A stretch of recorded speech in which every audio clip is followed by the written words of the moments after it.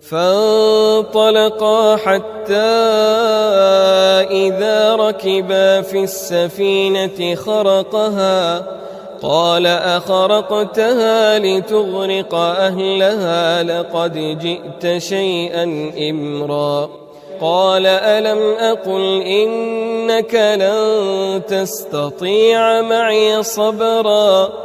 قال لا تؤاخذني بما نسيت ولا ترهقني من أمري عسرا فانطلقا حتى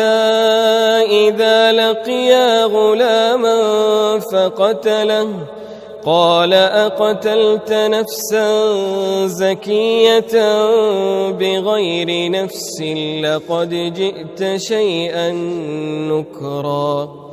قال ألم أقل لك إنك لن تستطيع معي صبرا قال إن سألتك عن شيء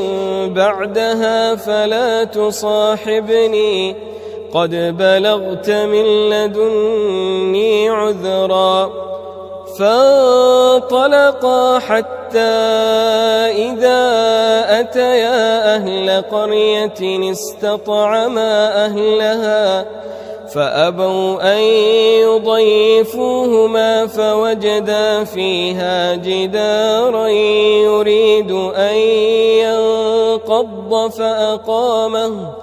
قال لو شئت لاتخذت عليه أجرا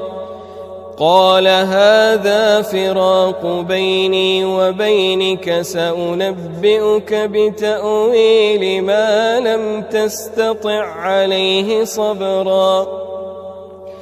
أما السفينة فكانت لمساكين يعملون في البحر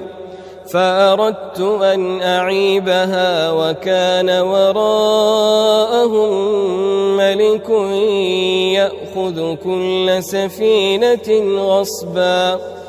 وأما الغلام فكان أبواه مؤمنين فخشينا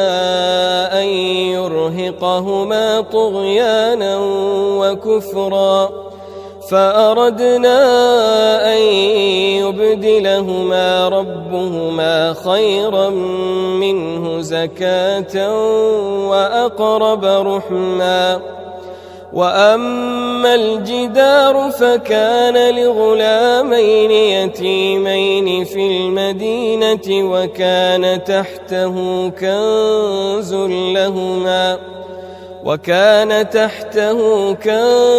لهما وكان أبوهما صالحا فأراد ربك أن يبلغا أشدهما ويستخرجا كنزهما رحمة من ربك وما فعلته عن أمري ذلك تأويل ما لم تسطع عليه صبرا